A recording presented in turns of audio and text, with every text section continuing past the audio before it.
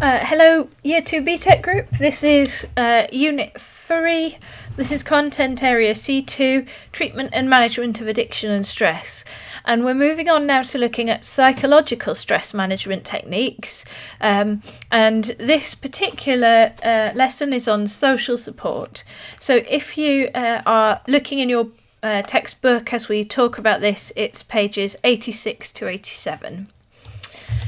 Right, so social support. I guess this is probably something most of us can relate to, that in times of stress we do draw on the support of our various different groups of social support. So here's some examples. You might use your or talk to your friends, your family, or your work colleagues. I'm sure you can think yourselves what different groups of people that you might draw on at a time of stress.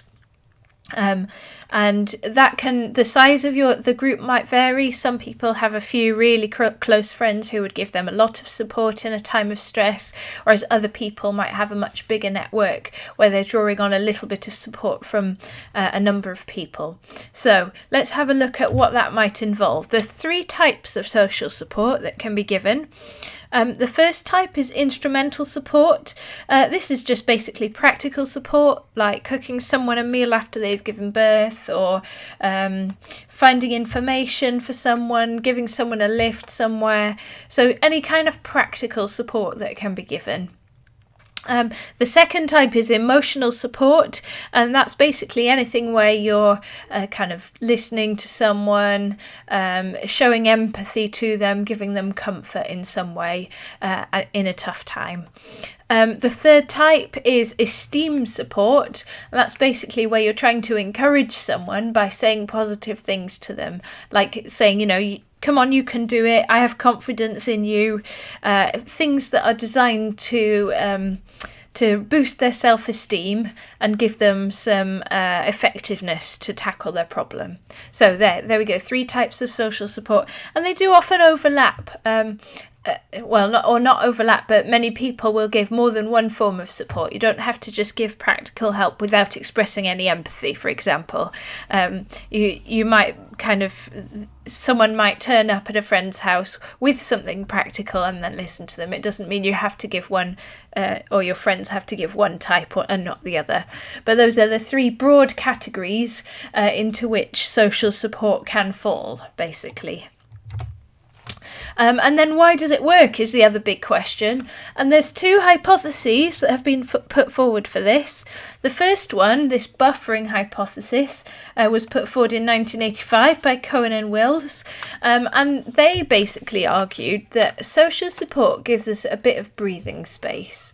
It gives us sort of like a safe zone, a buffer zone. It means there's a place for us to think about the stressor in like a non-threatening environment. Kind of talking with somebody else about it can help us to consider it from a different point of view. It kind of gives us a bit of space, really, where we can relax a bit away from the stressor and think about it without being stressed, perhaps. So that's the first theory. The second theory is that social support basically has loads of really positive direct effects that work all the time. So stuff like social support can help us to relax. It can reduce our arousal levels. So, for example, lower our heart rate and our blood pressure just by means of being social support. So it's not like the buffering theory is kind of a cognitive theory. It's giving us sort of headspace for thinking, whereas direct effects is just saying that it's really good all the time.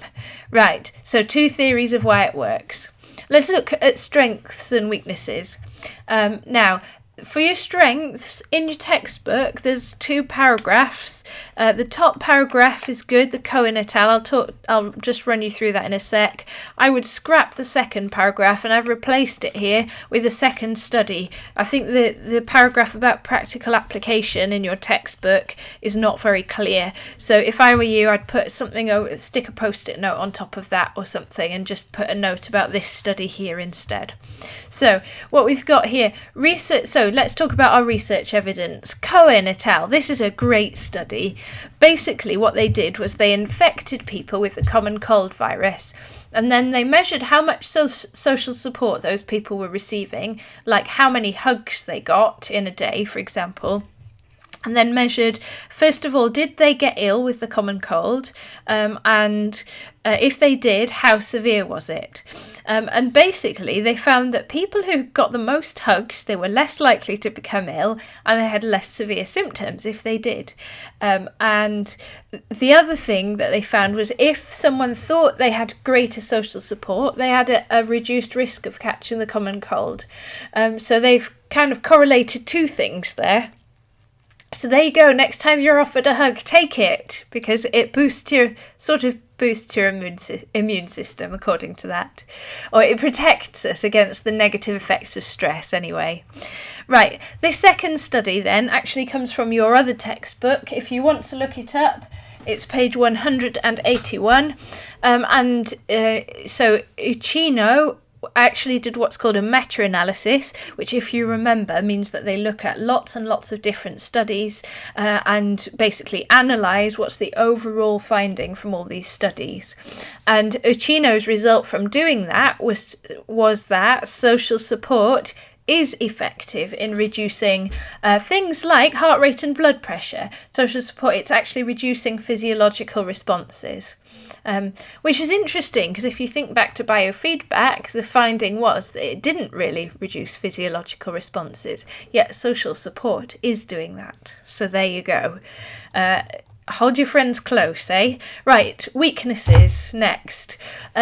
So it doesn't always work, does it? I'm sure many of you will be able to think of times when actually social support hasn't helped that much.